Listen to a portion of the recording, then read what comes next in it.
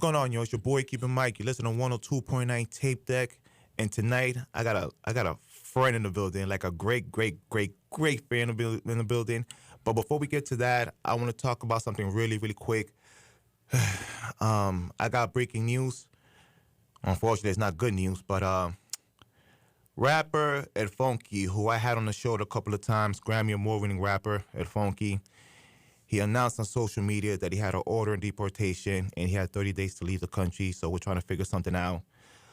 We'll try to get more information as news follow. But Funky, if you're listening, we're standing with you. We're praying for you, brother, and we're hoping for the best.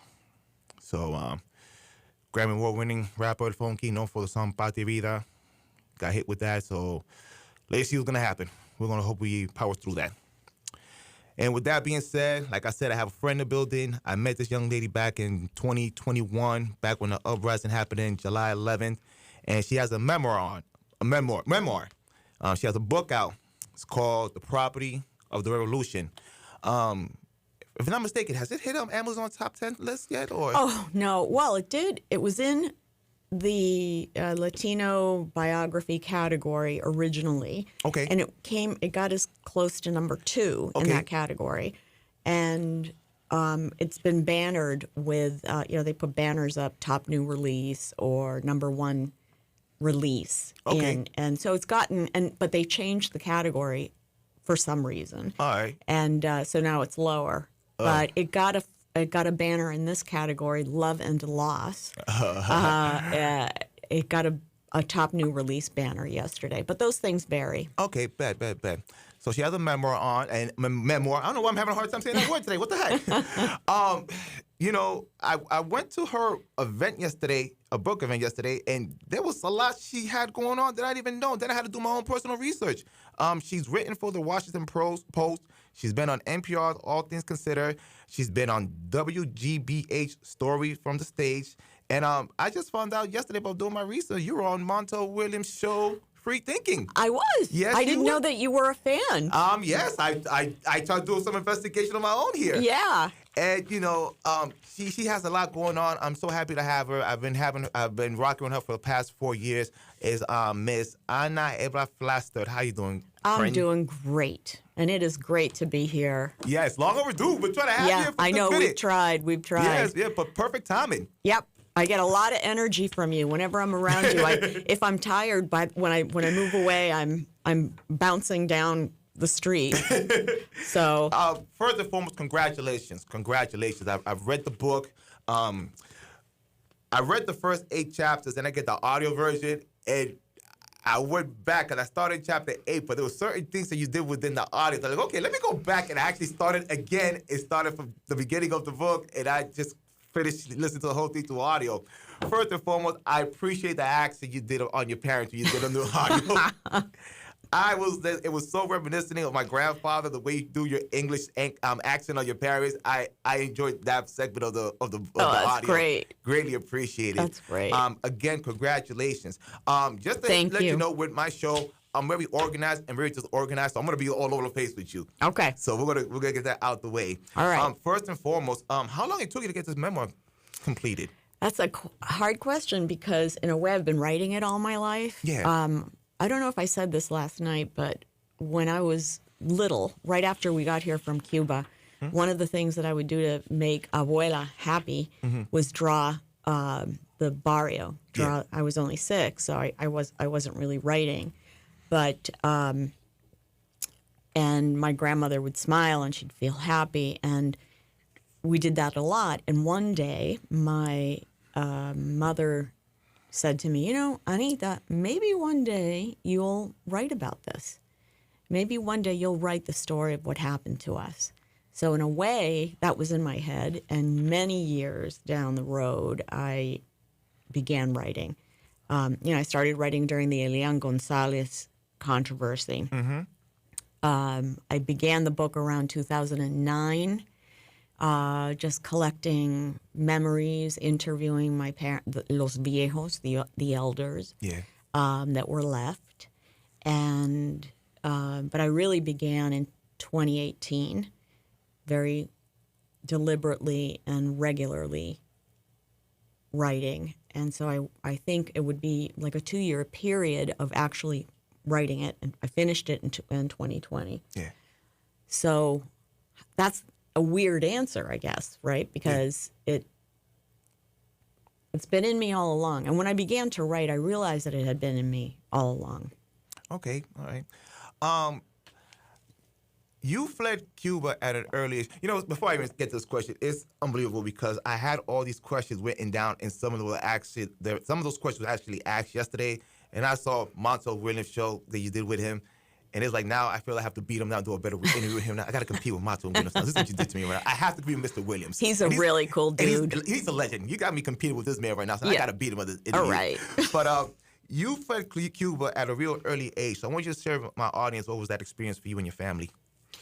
So in the opening scene of the book, it captures the last night in the barrio in Juanelo, which is a barrio, working class barrio on the outskirts of Havana. Mm-hmm. And I didn't know anything about what was going on, only that I knew that I was a gusana.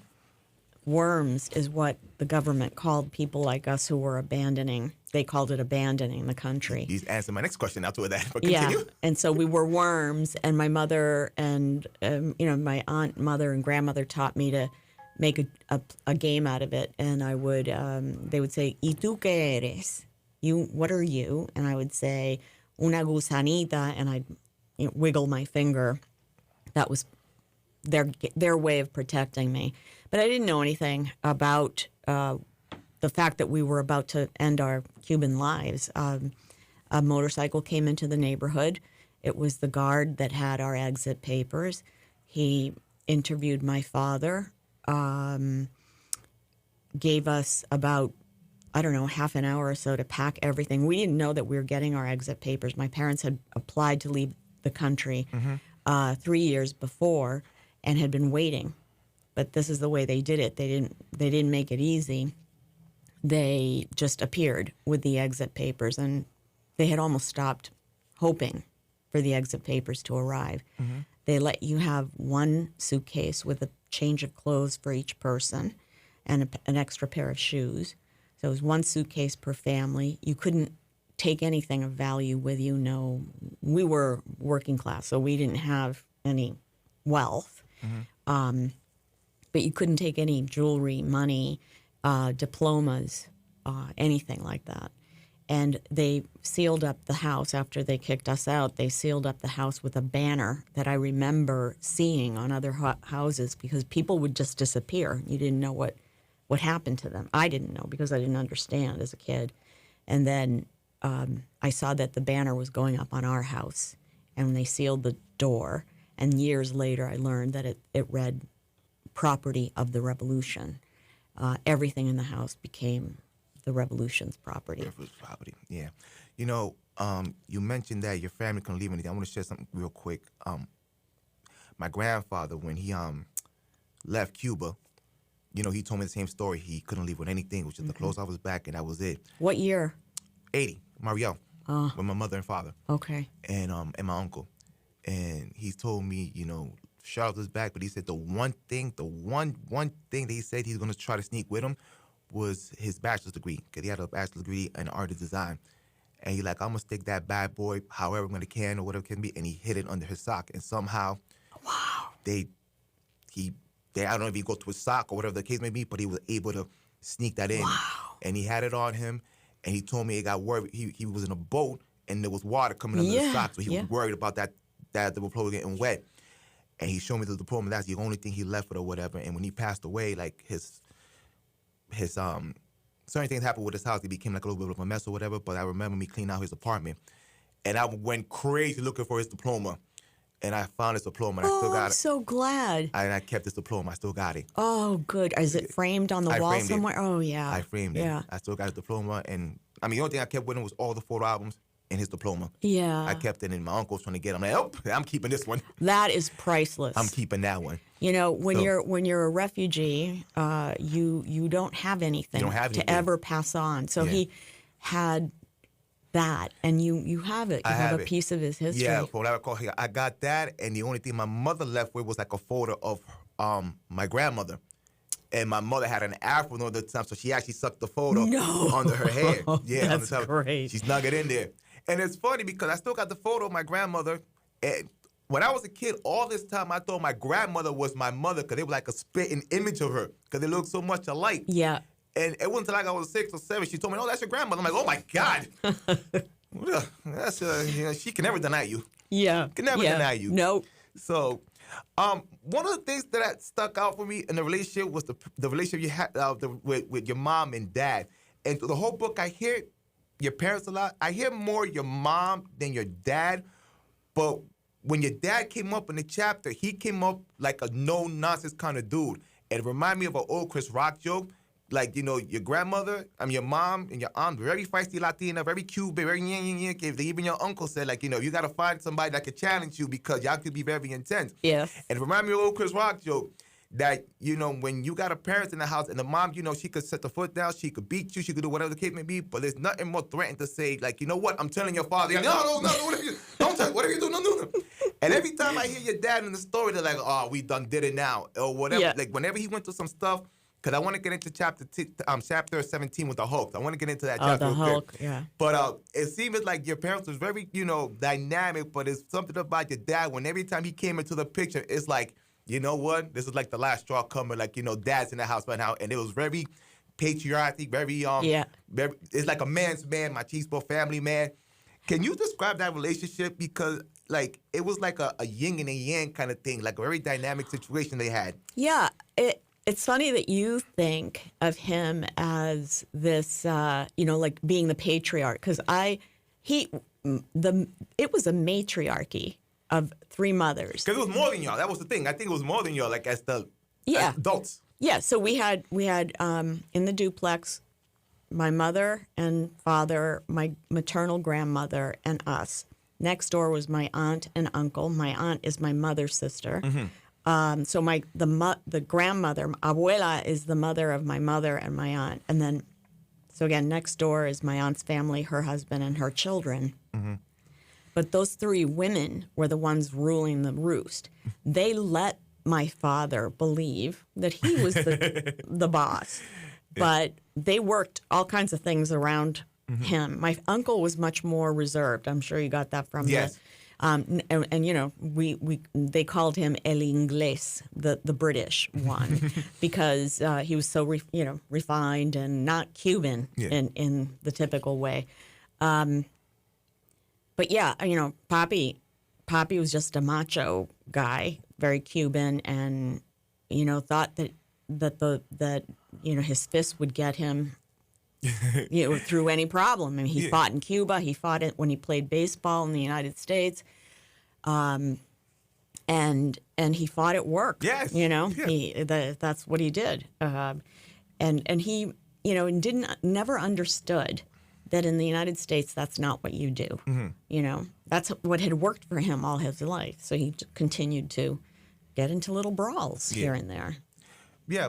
I think I'm speaking from like a dude's perspective, because with dudes we have to get into fights, and I was never really like a troublemaker in school, but I remember I had to get into fights because it's like, again, I want to get to that chapter with the Hulk. It was like he kept messing with your dad. He kept coming after his heritage, calling him all these derogatory words or whatever. And he maintained his composure. It was like he took the non-violence road until he said enough is enough. And there's certain things he did. I won't tell the whole story, but there's certain things he did that, like, what, I had enough. You're not only going to disrespect me, you're not going to disrespect my family neither. That's right. Why you coming at this? So that's why I would look at him like he was like a man's man. And yeah. That's what I liked in that story. I really appreciate it. Yeah, and I'm glad. It was a very beautiful thing there. I want to be all over the place. Yesterday they asked a question involving you and your college experience, which I want to bring that in full circle, because I want you to talk about your experience in college and people not having an understanding, because I have a friend of mine whose mother went to UMass Amherst during that time, mm-hmm. and they had to deal with the same thing you had to deal with. You have all these like pompous professors. They leave to go to a certain island. They think everything is all beautiful, and they feed. It's like You're paid for propaganda. You go to college to feed some kind of weird propaganda to tell you a story that's non-existent, and then you have people that are from there telling you what it is, and they like dismiss your story and brush it off. Can you please describe Yeah. that? Well, it's still going on. It's still going It's on. still going on.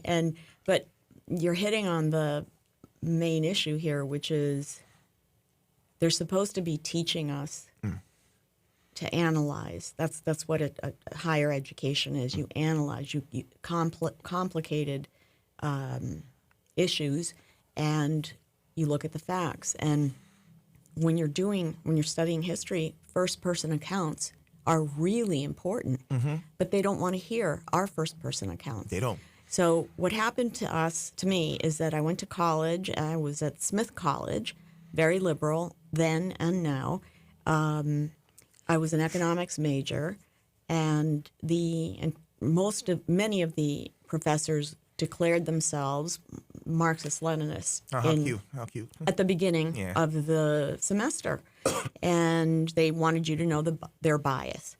And I would tell my friends about my personal history, my personal stories about the hardship in Cuba, and so they knew a different version of what they were getting in class.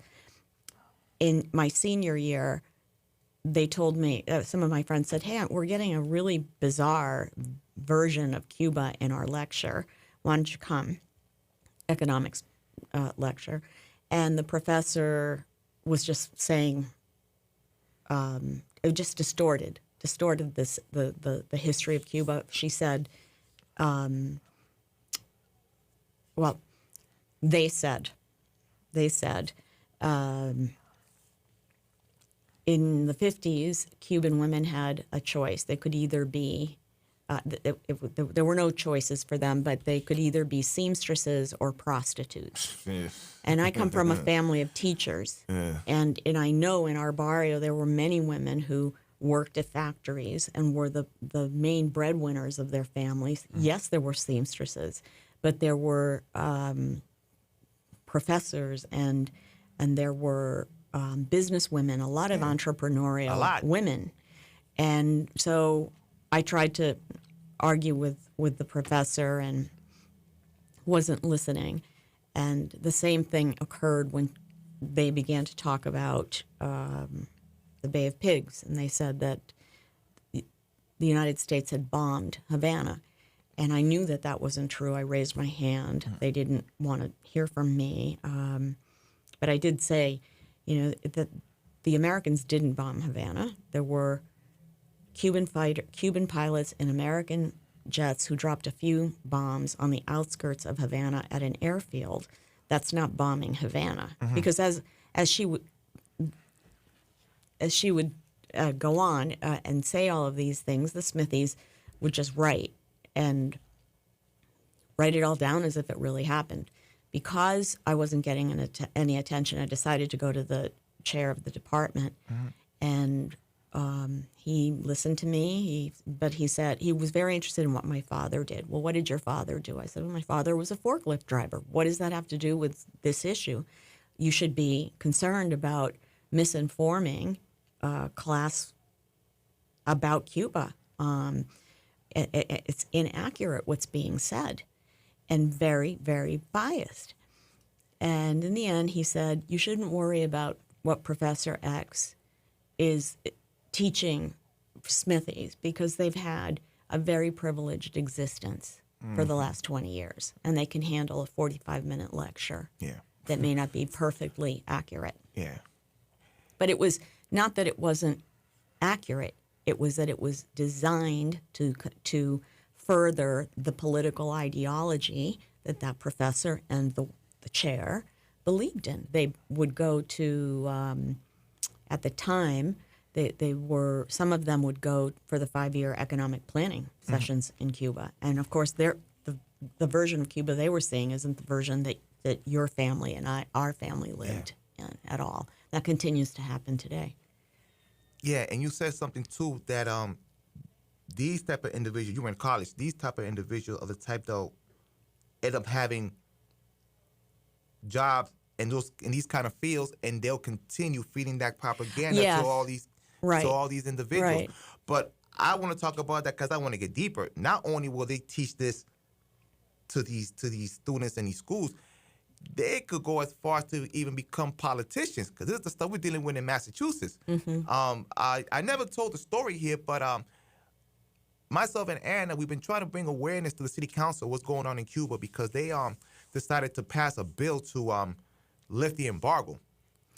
Well, it was a resolution. Is it a resolution or something? Resolution. They passed a resolution condemning the embargo and calling for its lifting. For lifting. But and we tried, right? We tried to get in there and say, and they blocked us. And they did. And they blocked. We had 9. To this day, I remember it was 9 people that voted into lifting the embargo, and three of them was on our side, and it was very interesting because I don't tell the full story what happened that day, because that happened that day. That was 2 days after the whole July 11th. They had that meeting on July 11th. I know, the timing was horrible. Yeah, it was deliberate. It was a deliberate slap in the face. Yeah, and then they passed it 2 days later. But I remember to that day, we went to City Hall, and they had this big speech that they were celebrating African Women Day.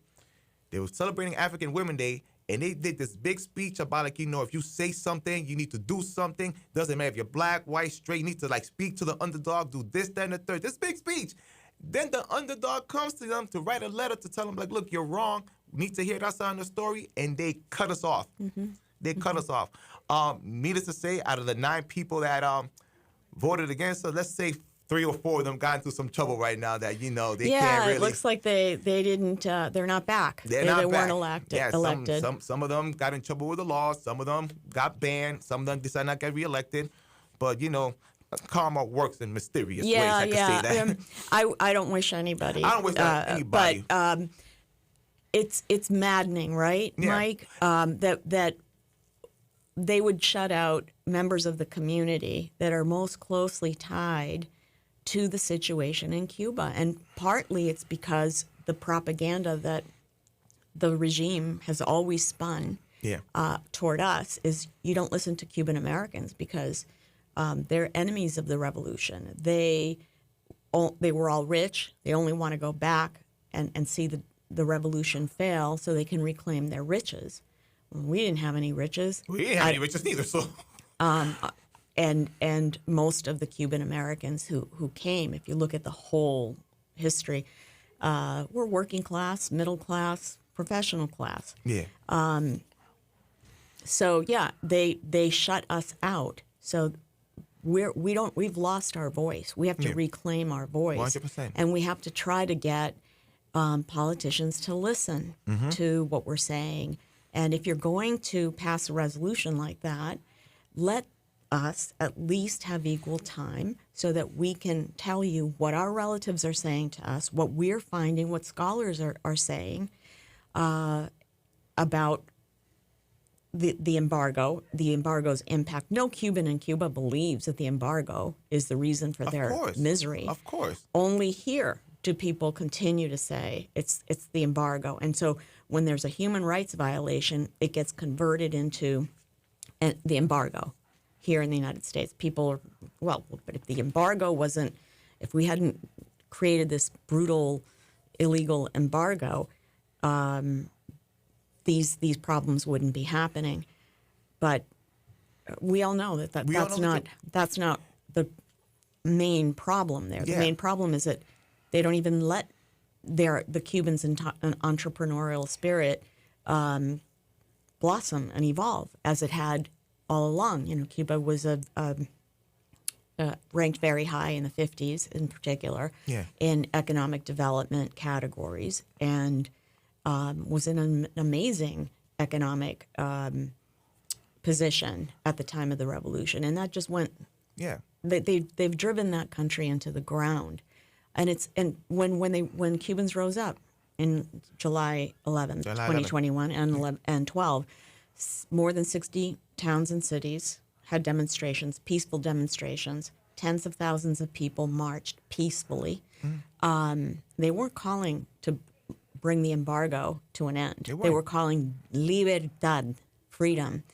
and abajo con la dictadura, down with the dictatorship. Yep. And here, we have politicians who don't consider it a dictatorship. They don't. They don't see it as a dictatorship. They think that Diaz-Canel was elected. Yeah. And, I'm going far to say, because of the shenanigans I dealt with back in 2022, I'm going to point out that I think they do know, but they don't even care, because here's the one thing that bugged me about the incident I went to 3 years ago. The one word that kept coming out their mouth is representation. You need representation to have your own. You need representation to do this. You need representation for that. And then when it comes to Cuba, they have nobody that represents Cuba talking about us. You have a Dominican, a Haitian, a Cape Verdean, a white person, a black person, a Colombian, a tree hugger, anybody but us. Anybody but us. Yep.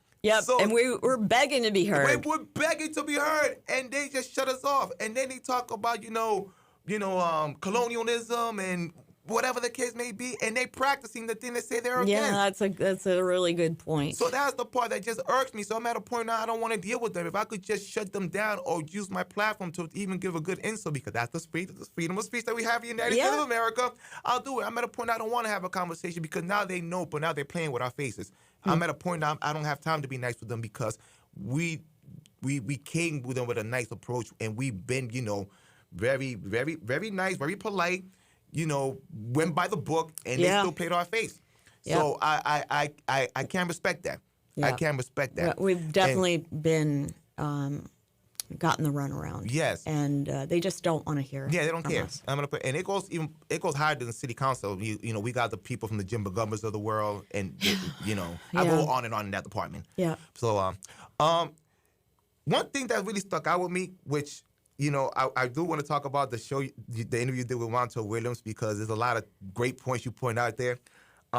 You left Cuba in the 60s. I always said, if I could live in any decade, one, I do not want to live in the 60s. That's one. The music was good. The music was great. Well, let's be honest. That was I think the 60s, that's really when the revolution really started kicking in. But you had a lot going on there. You had the Vietnam War. Here and yeah. The Vietnam War. Kennedy got killed, Martin Luther King got killed, Kennedy's brother got killed, Malcolm got killed, the 69. A lot was going on there. Yeah. A lot was going on. But I grew up in Jersey, and when I lived in Jersey, it was predominantly a Cuban community. Then I moved to Lawrence, and it was Dominicans and Puerto Rico, but it was still Latino. Mm-hmm. You have a different experience. You went from Cuba to all the way up to New Hampshire. And the one thing that, I'll say this, because I'll say it for you. White Cubans get a bad rep, just off the fact because either they vote the way they do, or they just because they believe so much in the revolution, they think that, everybody was like a bourgeoisie and they own maids and babies and all this stuff. And that's not the truth. No. And one of the things that we don't talk about is the racism that your family and even white Cubans go through. So I want you to touch upon the things that you had to go through, with the racism you had to go through when you moved to the States in New Hampshire. And not only that, it got to the point because a lot of people with different decades, especially with Cubans, there's a certain era of Cuba that I learned that once they came here, it was like, we're not going back there, so forget about Cuba. And they try so hard to be Americanized that they just forget about their culture. Yeah. Some hold on to them, but some be like, you know what, we're Americans now, so we got to get adjusted to that. Yeah. So I want you to tell my audience the different dynamics you had to deal with, because I know there's a part in the chapter you talked about that I think it was something that your mom said, something to an effect of are you ashamed of being who you are? Yeah. Yeah. Well, I think most kids don't want to be different than everybody around them, and we really stuck out. I mean, there were no Latinos, very, very few Latinos, and obviously no Cubans. I mean, we were one of just a few families that were there that had brought us up from New York. Yeah, and people say, well, you guys were white. Well, we're white-ish.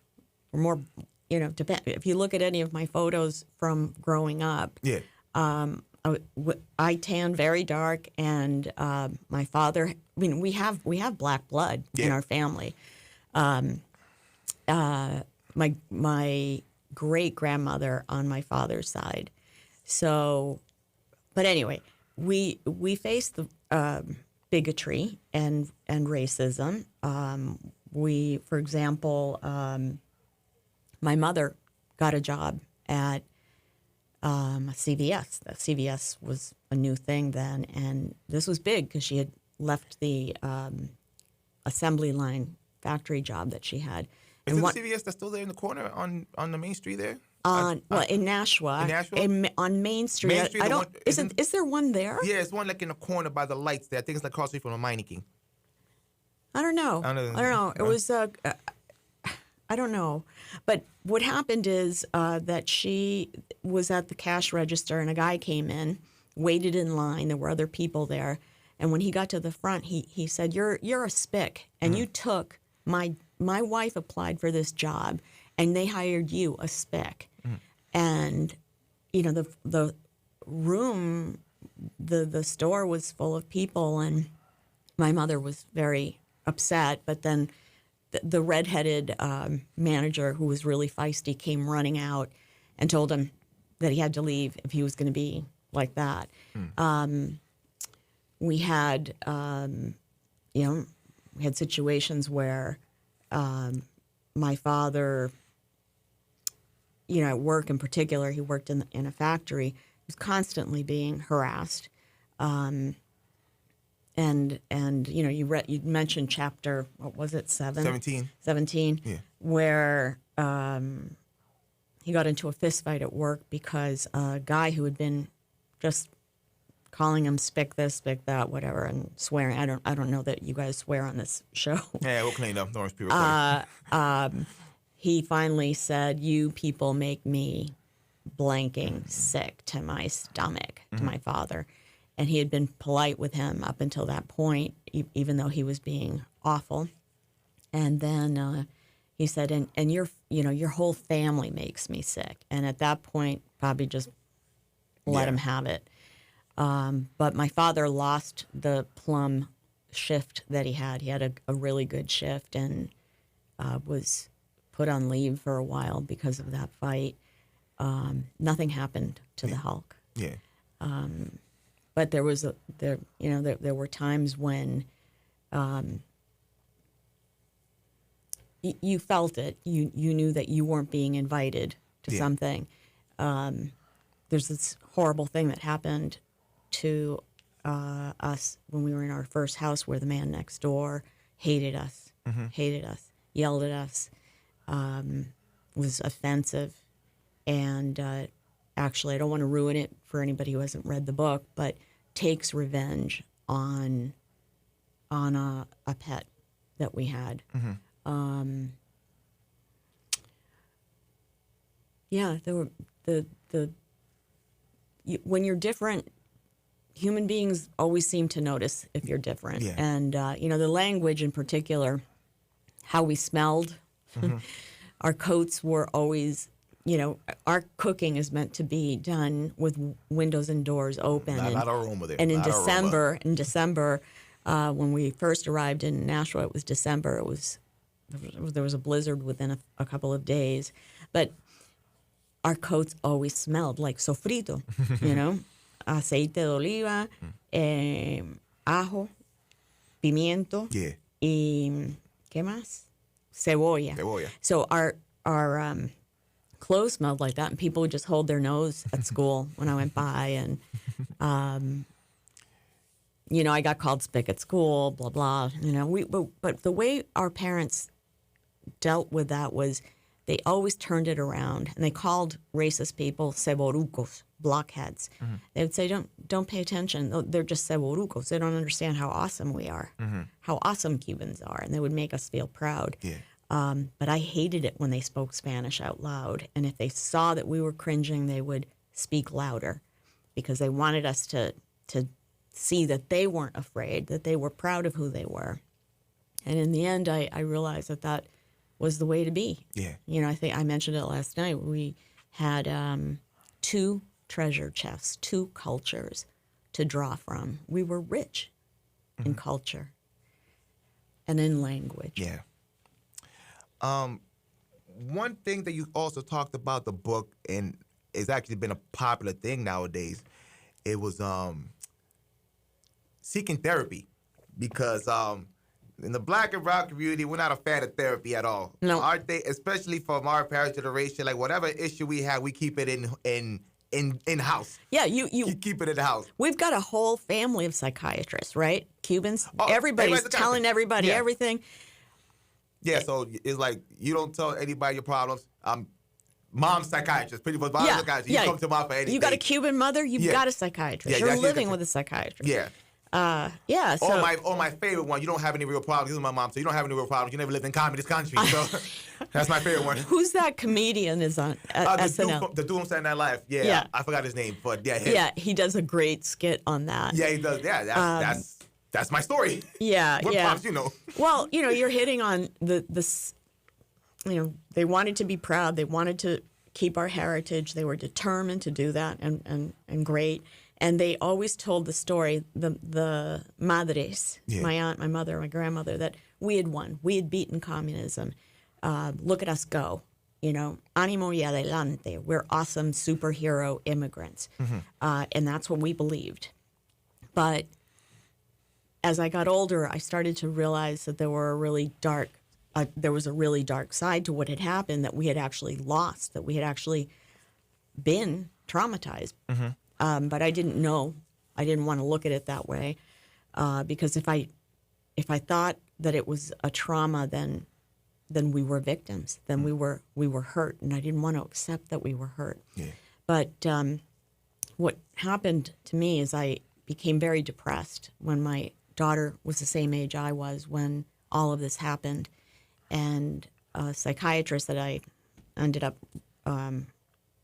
going to said, I think that your issue is because your daughter is the same age that you were when you lost your house and all of that, and that's trauma. And I said, it's not trauma. That what happened to us wasn't trauma. And she made me see that it was. And then all these memories came back about some really hard things, like the mean man next door that was just horrible to us. The mothers crying at night. I would go and I'd find my mother crying in her bedroom with the lights off. She'd say that it was just a headache or a backache. Yeah. And my grandmother. I slept with my grandmother till I was pretty old, 12, I think, and she would cry herself to sleep every night. Yeah. And I also recovered my memories of that time, and I had a problem at night. I couldn't sleep at night because I was, as a 6-year-old, hearing voices that were in another language, and they were in my head, and I knew that only I could hear them. I never told anybody about it. But all of these things came back when I was 38, or 30, 36, 37, or around there. It is a trauma to lose everything you know in the span of 48 hours, your culture, your home, your language, your country, all that, all of our family that we left behind and never saw again. But we had, hidden all of that. Yeah. And yeah, depression just runs in my family, and I've had struggles with it. When I had our daughter, I became depressed. Yeah. And I remember talking to my mother about it, and she said, you don't need a psychiatrist. You're fine. This is just the baby blues, and you've got me. Yeah. Because in our families, right, in Cuban families, you'd tell, I feel really sad, I feel this. You need to, somebody else will tell you what to do, and this happened to me this pretty much time. Like walk it off, pretty much. It's yeah, like, walk it off, but there's a lot of conversation. People are talking with each other. At least in our family, people were pretty open about things, and you always had people who listened to you. I have a friend of the family in Miami who went to a psychiatrist, and the psychiatrist fell asleep on her because she talked like all of us, right? We talked so much. Gonna stop and talking. She said, Doctor, are you asleep? I'm not here because I need to be listened to. I'm here for an expert's opinion. I I talk to everybody. We Cubans are talking to everybody all the time. Yeah. I need you to be awake and listen and give me advice. Mm-hmm. It's not for me to just just talk just to talk. Yeah. Yeah.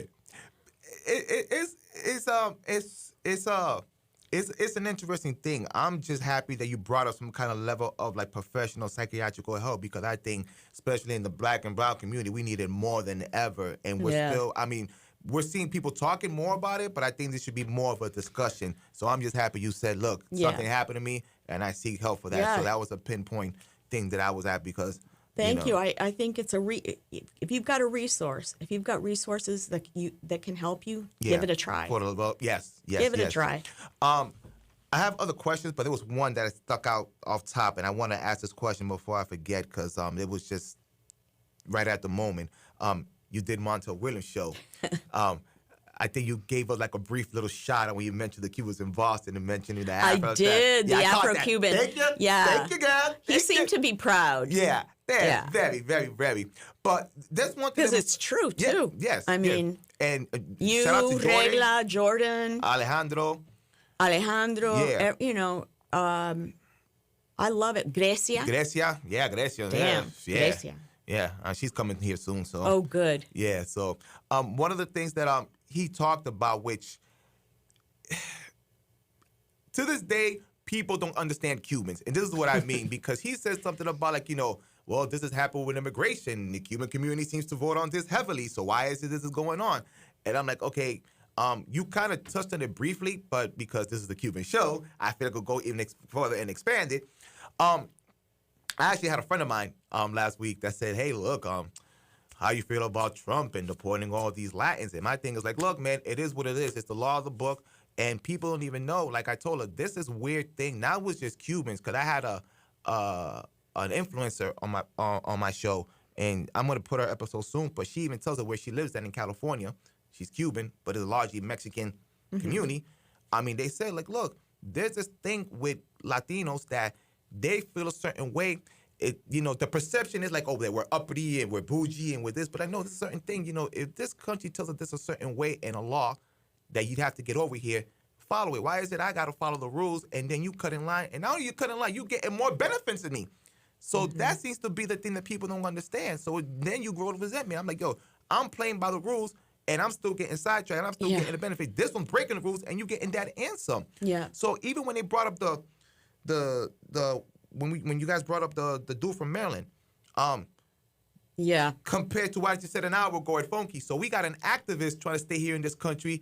And so far, no one in the mainstream media has said nothing about it. Nothing. And that guy, if he gets sent back, he's in the crosshairs. And they're still gonna deport him back. That's the thing. So all this record came out about this dude, an alleged gang member. It's already been records about There's already been records of him abusing his wife, being in gangs. The records came out. An audio record came out about the girl telling all the stuff that she's done to her. All that came out already. The girl's father came out with a record saying like the cop record saying that this guy is beating my daughter, so like he's gonna kill her or something like that. And they vouching for this dude like he's a law-abiding citizen, and everything on the record can show that he's the opposite of that. But they're using it as some sort of form of propaganda. Now, again, I just mentioned an hour ago at Funky, he's fighting for his life to get into this country. He's an activist, and we know what's gonna happen if he goes back to Cuba. We know exactly what's gonna go to that. And again, they're being real selective. They're using certain types of propaganda, and they don't fully understand us. And I love the fact you brought up the point that there's been certain levels of generation of Cubans that we even look down at other Cubans, knowing that we're all still in the same struggle. So like you have the 50s, 60s generation that came, they looked down on the Mario kids. Yep. The Mario's kid came back, they looked down on the 90s kids. The 90s kids came back, now we kept looking down at each other, thinking that we're like either above them or you're not really on it like that. So there's even this really real war with us within the community. It's true. And it was funny because when my mom told me recently, like when she came in the 80s, she didn't say she was a Maria boatlift person. She didn't say she was Maririto. She kept her mouth shut about it because she didn't know till later on that they had a bad perception because what Castro did when he let out all the prisoners, people from the psych ward. So I'm like, I'm not even one of them. I just didn't like what's going on there. Yeah. So because Castro paint that perception that, I'm bringing you all the criminals, they thought my mother was a criminal. Right, I know. And so there were really good people. Very good but people. there were some really there was serious criminals off in the there. markers. Yeah. So and then when the records came out, it was probably like less than 10% of that came out. They Really? just blew it out more Yeah. than what it should be. Yeah. My mom did an episode on that. And she getting into details of what happened. Yeah, I want to hear her story. Yeah, so- I think it's an amazing, and they really suffered when they were leaving. Yeah. They were taunted. There were a there's lot videos of of that. actos de repudio. Yeah. But in the book, what did you think of the Marielito chapter? About what happened? Do you remember that? I'm trying to remember what. So my parents in Nashua wanted to They give back. They wanted to give sponsored, back to and the there was country, and they wanted. Yes. The couple that was not really a couple. Yeah. Yes. Yeah. Again, it shows that even regardless of much shenanigans we talk about each other, I think when push, not even I think, I know when push comes to shove, we really help each other out. Yeah. Depending on who it is, whatever, but if you're a person with a good heart, they really help each other out because my mother got help. I mean, my mom got some weird help because she told me the Cubans in Florida didn't help as much because they were just like, Yeah. But the ones in Jersey, they Did. were more giving and more helping and more like, let's figure these people out because they're us. Yeah. So They're I mean, us. They're us. And I ain't saying that. I mean, I had this conversation with people in Florida. I told them, you guys got a bad perception because how you guys came. There's this weird classism also. People accuse them of being racism, which they got a bad reputation of that too. But it's more of the classism thing because they came from privilege. Yeah, I think there's some of that As for to sure. opposed to people that's your parents, they came from more actually middle class, working class. So Yep. they were more, let's help these people out because we're more from that section. As opposed to people that came from, them having maids and babysitters to take care of themselves or whatever the case may be. So that was the situation that she'd been through, man. Yeah. But yeah, that was an interesting chapter where they talked about the couple that. Yeah. The couple that.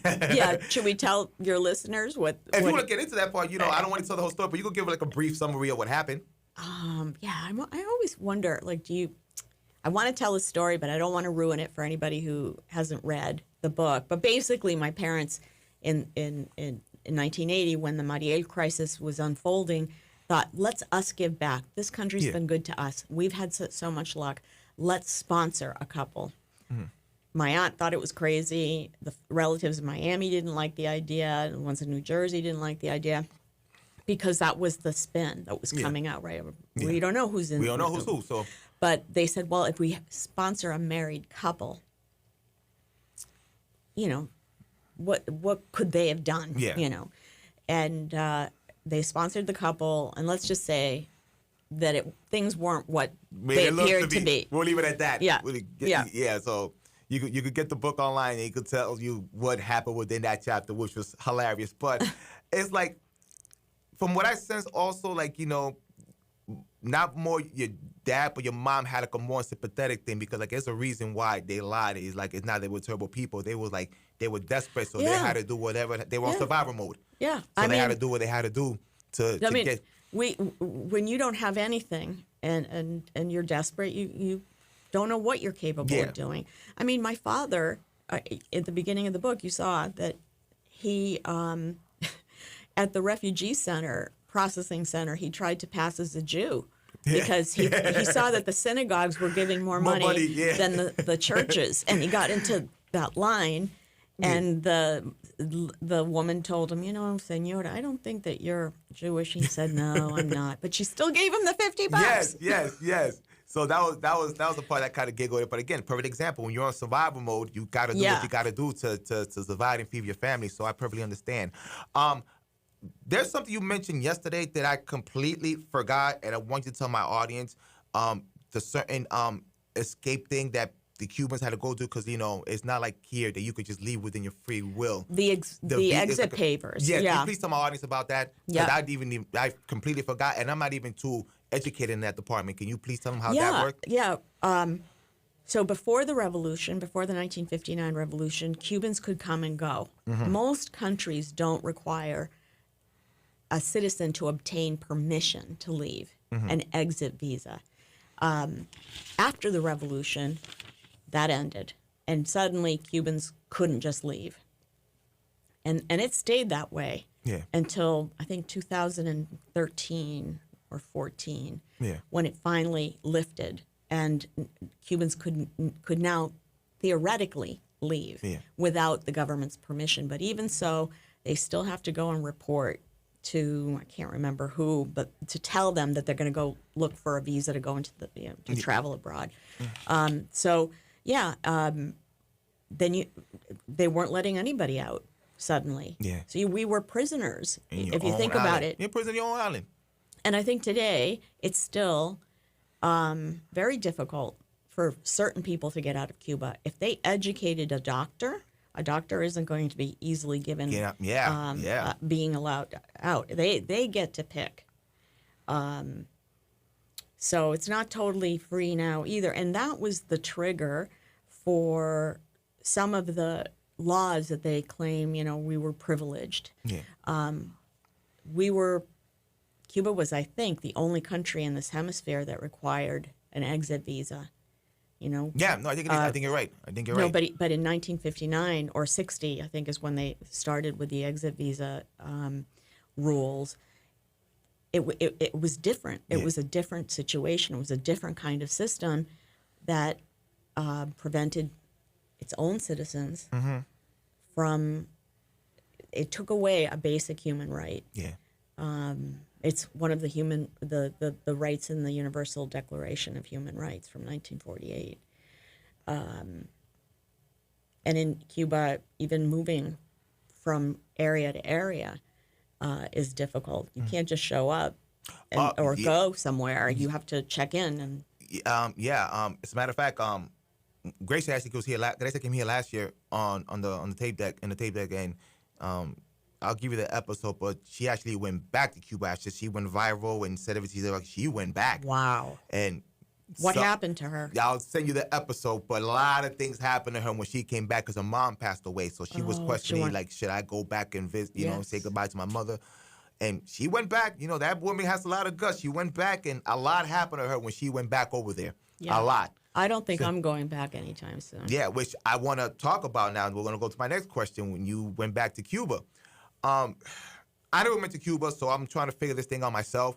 But when you went to Cuba to see your relatives, will you feel as though that was a part of your chapter? Like, all right, I already completed it, because people that are Cuban, or people like myself that haven't been to Cuba, I still have that curiosity of what it's like. So once you had that curiosity and you finally see what it was after years not being in your island, did you feel like, okay, this chapter is closed, mission accomplished, I did what I had to do, and now I don't see myself coming back here? Yeah, well, we have family there still. Yeah, so I want to be able to, I'd love to be able to travel back and have them travel here. All of that's gone now, well, partly because of the new rules. But when I went back, it was to connect with my family, the family that had been born, my cousins that had been born after we left. Yeah. And to see this country and this culture that I had grown to love, I'd been taught to love. But I'll always want to be able to go back, but I don't feel safe going back. Yeah. I've written too much. I've said too much. Yeah. And they can do whatever they want to anybody. There is no due process there. There's none. And they can just pull you off the street, pull you out of your room. And by the way, when we go back, when Cubans go back, we don't stay in hotels. We're staying with our family. Yeah. And we're living with them and seeing their hardship. And it's amazing to me. That's another example of how we're informed in a way that an average American person isn't informed about the reality in Cuba, but we're shut out. Shut out. Yeah, and they have the nerves. Before I forget, are Cubans still allowed? Are not allowed to go to like those tourism hotels? Is that still? No, that was what the case then. Yeah. Sorry, the first time I went at the end of the 90s, there were tourist hotels. It's political apartheid. Yeah. But they didn't want Cubans mixing with tourists. With tourism, yes. You couldn't be Cuban and just. Even if a family member from the state sent you money, you couldn't stay in these places. Yeah. I don't know how that actually works now. Yeah, I gotta ask. I gotta check. But we tried to get my cousins into the hotel that my mother and I wanted to go to because we were living with them in Havana, but my mother wanted me to see Varadero, the beach, the famous beach. And so we got a hotel room for 2 nights, but she wanted to get another hotel room for my cousins. And they wouldn't let us have them with us. Yeah. So they had to go back on the tour bus. I'll never forget. The tour bus dropped us off. It was, Mexicans, Argentinians, all Latino tourists. Yeah. They dropped us off at the hotel, and I remember the bus leaving and seeing my 2 cousins there. Yeah. I had this question planned, and Monto Williams beat me to the punch. But I wanted you to ask the distinction between immigrants, migrants, and refugees, because that really stuck out with me in the book. Yeah, really. It really did. Yeah. Because it's like, I had a conversation with one of my friends, and, again, I always feel as though with Latins, even though we're cool, they still got this weird thing with us because just we were able to access to the country. And then he was telling me, this was like 2 or 3 weeks ago, he was telling me, I don't know why you complain about your Cubans. They still could come in like whatever you want with the wet foot, dry foot thing. And I'm like, dude, that law has been done since like 7 or 8 years. He's like, oh. And that tells you how far behind and under the radar Cuba is within the world, because people still that. I remember like last year I had a conversation about it. Somebody, I kid you not, they still thought Fidel Castro was still alive. Yeah. Yeah. So that's how far under the radar we are towards the world. I know, and Cuba punches above its body weight, right? It's a little island, but it's got a big impact on Venezuela, on the dictatorships in Venezuela and Nicaragua. It's been sending people to create unrest in different countries. I mean, with Africa, for with the Congos and all over the place. Angola. It sent tanks to Syria during the Yom Kippur War, I think. I mean, even now with the Russian-Ukraine thing going on. Oh yeah, we've got there are Cuban soldiers, Cuban men fighting in Ukraine against Ukraine on the Russian side. But yeah, Cuba's not in the paper. It's just rare. I mean, in Miami it is. It is, but not here. But rarely here. And I think the press is asleep at the wheel when it comes to what's going on in Latin America. It's almost nothing. Nothing. But so you asked about migrant, refugee, immigrant. And refugee. So migrants and refugees and asylum seekers are kinds of immigrants. So immigrant is the sort of the blanket group. And within that, there are categories. So you have a refugee is usually fleeing from a disaster or a political disaster, a war, and they're unlikely to be able to go back. Yeah. An immigrant generally chooses to leave their home and immigrate into the other country. A migrant is sort of an immigrant, but a migrant, technically, you're migrating, and a migrant goes back and forth. But now, they started calling us migrants when we were getting plucked out of the sea. Yeah. During no, not so much Mariel. It was in the rafter crisis in '94. '94. Yeah. Suddenly, we were migrants. We're like, what happened to the refugee thing? And as if people on a raft, whether they're Haitian, whether they're Cuban, whatever, fleeing their country, are planning on going back. They're fleeing. And so there are different rules for these groups of people. The words exist for a reason because there are different storylines that are behind these groups of people generally. And an asylum, when you get here as a refugee, you then plead asylum. And you will have different options than a regular migrant that comes to the border and wants to come in. Yeah. So it's a little complicated. Yeah. And generally everything gets put in one big box, not knowing what it is. Oh, wait, Mike, by the way, governments, the majority of countries have signed an agreement that they will do what can be done for refugees and asylum seekers. They've all sort of agreed, including the United States. And that means that you don't have to take them in, You're going to do everything you can to keep them safe. Keep them safe. And help them. Yeah. Funny. Sorry, like Yeah. a port in the storm, right? Any ship generally can go into a harbor when there's a storm. Yeah. It's the same principle, same concept. Yeah, funny you mentioned that because I had two ladies on my show, and one came from Sudan and one came from the Congo, and they were seeking asylum, leaving their country. They pretty much flee something similar to Cuba. Yeah, So yeah. they said something to me to that extent of Yeah. what happened or how to like leave. And if I could recall, one of them, they had a chance to escape, and they gave them 3 countries to pick. I think it was France, Australia, and the United States, and they chose the States. Yeah. And guess what state they ended up? Where? New Hampshire. I don't know what is it. I don't know what it is. New Hampshire. They just throw them in New Hampshire. Both of them end up in New Hampshire. You know what? New Hampshire was a great place for us. Yeah. To be. I love the state. That's why I'm moving back. I just think that Coming back home, huh? After Yeah, all that. coming back home so after feels all the good. stuff that your parents were telling you, trying to get you back over there. Yeah, shit, like, I'm coming back. I'm coming back within my own merit. for sure. Gotta love it. Gotta love it. Couple of things. I'm gonna say this because this one really, I got a little bit emotional, and I had a hard time keeping up with the audio version when you spoke about your grandmother. Oh boy, because that hit home with my grandfather. Yeah. And you know, I never told the Tape Deck audience that, but when he passed away, that was the first death I had to deal with personally. Because I've been to funerals, I've been to such, but that was the first one. How old were you? It was 2 years ago. Oh, right.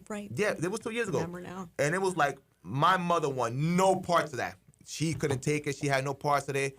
My uncle was supposed to come through, but he couldn't make it due to certain circumstances. So it was all on me. My brother was in Australia, so it was just me, all that weight was on my shoulder. Oh my gosh. And I had to go to the funeral. I had to go to the daggone corpse. I had to identify the body. I had to look at his face. I had to look and it was Mike. like, well, I had to deal with this. And I went through, he passed away in October, and it took me 5 months to finally cry.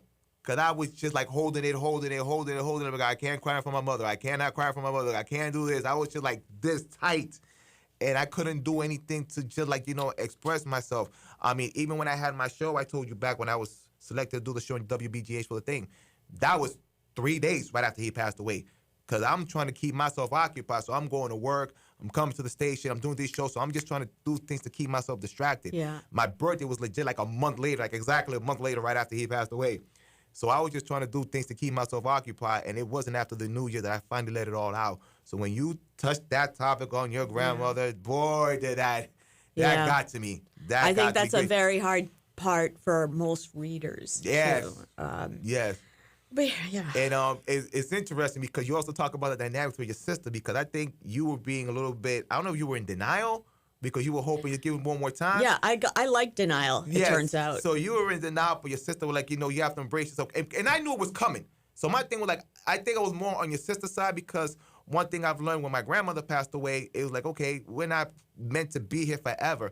But I guess one of those things is when it hits you up close and personal, you don't really know how to handle it. Mm-hmm. So my thing was this. I know it's coming. And we had to put him in a nursing home ourselves. And once again, that thing with Latin folks, we don't believe in putting our grandparents in the hard. We don't believe in putting our elderlies in the nursing home. We keep them in that house until we can't keep them no more.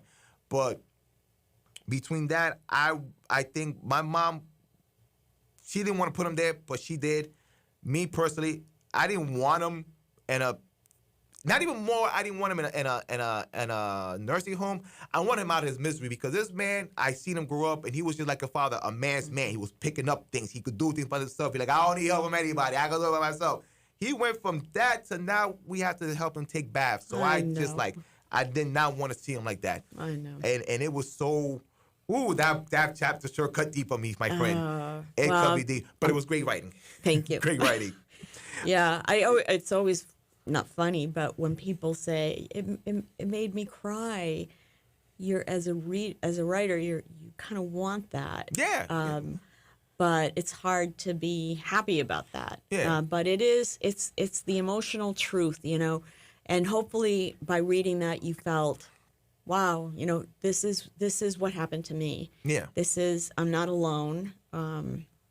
This happens, and we go on. We have go to go on, on. and life goes on. And I know him too. He like, you better not be miserable out here. I'm good. It's Yeah. like, dude, I don't need you to. Right. We keep going. I wish I'd met him. He sounds awesome. Yeah, we keep going in life. It's not one of those things that we cry, whatever. You shed your little tears and don't worry, we'll be all right out here because he wouldn't want me like that. So No. How's Angelito in the coffee? In the coffee pot? How's he doing? So he's doing fine. I don't know why fine. he's a fascinating character in the story. I want to have a drink with him. He's coffee though. No coffee. No coffee. No. He's oh God, that was a good one. Oh. My aunt. That see the kind of woman, right? Yeah. Like, it sounds like your mother too. I laughed so hard at that thing. I'm like, that's America. You might call this abuse. Child abuse. You might call it family, but we in Latin community, we call this tough love. Yeah. Well, it's like I was saying that when I heard them speaking Spanish, they would speak more loudly, right? It's not exactly an American parenting style to do that. Far from it. Right? Because you're supposed to be, generous and thinking and self-esteem, and Cubans don't care about self-esteem, apparently. Yeah, or your feelings. So yeah, my aunt. Do you want me to tell the story about that? Or what happened with that? Or yeah, tell the story. No. So my cousin. We were all brats. We all got sort of around to be teenage brats about the same time. And my cousin wasn't cleaning his room. My aunt would take his clothes and dump them into the yard, and they were fighting. We were all at the table together, and Angel gave her a bad answer, and she grabbed an electric coffee pot and threw it. I think I called it the night of the flying cafetera. Threw it at him. He ducked just in time, and it dented the wall. And then he came next door and said, "I'm not sleeping at my house. My mother's crazy." My father put his arm around him and said, We'll have to work on your reflexes so that you can survive your mother. And he slept at our house, which is an example, right? Like if we had two houses, you could go from one to the other. Yeah. You had shelter. Yes. Very big shelter. Shout out to Angelito, man. The coffee. I'll tell him you said hi. Oh, tell him, please, for the love of God. Tell him I got a rum and coke with his name on it. Let's see. I wanted to ask you, man, with everything that's been going on ever since with July 11th and just for the past 60 plus years, do you think you'll see a free Cuba in our lifetime? Oh, Mike. I don't know. You don't know? I don't know. You're the first I don't know, because every time I ask a Cuba this question, they're very optimistic and say, yes, it's going to take time. You're my first I don't know, which I like. Here's the thing. I have a book on my bookshelf. It's called Castro's Final Hour. Mm-hmm. It was 1989, written in 1989. The dictatorship is really good at what it does. It knows how to hold on to power. It's ruthless. It has people defending it around the globe. Hello, Massachusetts. It has all the power, and they will not share power. They won't share power. They won't speak to the church. They won't listen to dissidents and move toward democracy. They don't want democracy. Yeah. They say they are a democratic country. It's in the Constitution. The first page of the Constitution says that. They changed like 3 times already. Yeah. But there's only one system. Yeah. So how could that be? One political party, how can you be a democracy when only one way is allowed? So, a big I don't know, man. I'm still trying to be optimistic, so hopefully I know. I hope so. I hope so. At least when my mother's still alive, at least give her that. And hopefully she'll be alive to see. When my father was dying, I lied to him. I told him that the country was rising up. Oh. And that Cuba would be free. Yeah. That I had to lie to him. Yeah. Not the first time too, when you took that sneaky trip to Cuba. You kind of told me you're gonna be in the Cape for a second and end up going to Florida. Yeah, we have to lie sometimes. We have to lie sometimes, so I get it. I want to step away from the book because I did not know that you were a little sneaky poet. Poet? Not sneaky poet, but a good storyteller. Because you ended up on this show called Stories from the Stage. Yeah, didn't you do that too? No, I was an audience member. I did something else. I did the poetry one. Poetry. Yeah, I did that one. Yeah, no, didn't know what I was getting into when I said yes to that, because it's live storytelling, so there are no notes. Yeah. And I told the story of our last night in Cuba. It was an episode called Hell or High Water.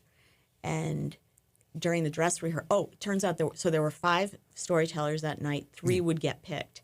The others were all seasoned. I thought, there's no way I'm going to get picked to be on the show, to be aired. Yeah. And during the dress rehearsal, I went up. I knew my story. I went up, and people were walking around and setting up mics and lights, and I was supposed to tell the story the way I was going to tell the story. Yeah. An hour later, and I couldn't remember a single word. Oh. And I went like this. Blank? You got blank? I blanked out. Cold I feet? closed. I couldn't even look at the people. I covered my eyes, and I heard somebody in the back say, "You can do it." And I thought, yes, I can do it. And then I remembered. Yeah. But that was one of the scariest things I've ever done. In front of a live audience, get up there. Not only am I telling a story, I'm telling a really personal, meaningful story that I want them to get. But I also have to remember it, but not recite it. Yeah. Because you can't recite. Yeah. It sounds like you're reciting. Yeah. Anyway. But I still haven't seen it. Every time I seen that, I saw like little clips of it on Instagram. So when I saw the clip, I'm like, oh, you do this too? Yeah. Because I was there. I went to one of the, I was one of the audience members there. I love those shows. Yeah. So I'm trying to see if I can get tickets for another one because I have a connection out there. So I'm trying to see if I could catch the next one. Yeah. But yeah, man, the few seconds that I saw that, I'm like, look at my friend here performing. I survived. Well, you surprised me every time because between you writing things and being on stage and driving naked men in college and your dad complained about it, which another section funny. of the book that I giggled. Yeah. I'm glad that you laughed at that. I thought it was hysterical. Man. That we were drawing nude men. Yeah. And then what my aunt said. Yeah. Right. So Poppy was offended and, livid. And he was like, I don't know what to worry more about your college experience. The communists, the naked men. He was horrified, scandalized. And Tia said, Anna, I think it's about time that women drew naked men instead of men drawing naked women. So. No, it's wonderful. It's wonderful, man. Geez. I think I've asked everything else to ask you, man. I hope I didn't hold you hostage. Was this torturing? Or did no. Good. I feel like we just got started. Oh, good. We probably might have you for part 2. No, I mean, it's great. Yes. It's great. It's just a conversation. And... Yes. Any last words to my audience before I freed you? No, yeah, you can. No, I would just say I hope they'll look at the book, consider buying the book. It's the story that almost all Americans have in their family, and I think that I really hope that it would inspire them to talk to their old people. Yeah. And listen to their stories and love them hard. Yeah. Well, yes, man. Anna, thank you. 100 thank yous. A pleasure. You have an open door in the tape deck. Anytime you need anything, you have more books before. If you want to do another, I think it'll be a while before I do another book. Well, but I do. I have 30,000 words of a novel about Cuba. Okay. About July 21. All right, bet. Yes, please. Yeah. As you can see, I got the shirt now. Have you see the shirt I had? Oh yeah. Yeah. I love that's Michael Osorbo. Yes. I had to represent. I had to represent today. For, thank you. Yes. No, thank you. Thank you very much, Mike. What an honor. What a pleasure. Thank you. I love talking with you. Yes. Anytime you're looking for a spot, I'll be here. Oh, greatly appreciate it. Ladies and gentlemen, you have been listening to Ana Hebra Flaster. I had to practice your last name 50,000 times because I didn't want to butcher it. So yeah, Hebra is hard to say. That part I got part, but I don't know why the Flaster was part of the part that was killing me. You have to say it the Cuban way, Flaster. Flaster. No, but the thing is, when I say Flaster, I'm thinking of the Boston, so I'm thinking Flaster. Oh, so. Yeah, no. Yeah, it's tricky. Yes. Ladies and gentlemen, you've been listening to the Tape Deck 102.9.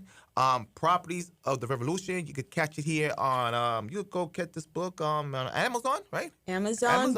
Bookshop.org is great because it if you buy it there, it helps independent bookstores. Yes, yes, yes. But any online retailer, that has books. Yes, yes, yes. This your boy, Keep a Mic. You can catch me here every Friday from 6 to 7. I'll catch you here next Friday, same tape deck time, same tape deck channel. And we're going to live out of here with, oh,